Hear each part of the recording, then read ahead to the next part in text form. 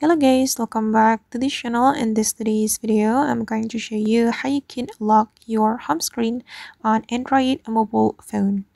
Okay, let's get into it. First thing first, you can go to your home screen on your Android phone, and after you have your home screen opened, you can tap and hold on any empty area on your home screen. And then here we have several options. Then you have to click on settings. Okay, and after the home screen settings has been opened, you can click on lock home screen layout like this. And now the home screen layout has been locked.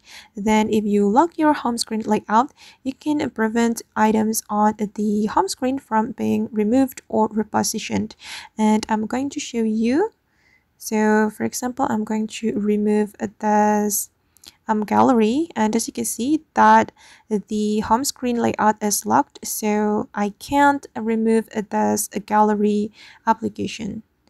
And I'm going to click on this weather widget as well, and as you can see that we cannot move this weather widget as well.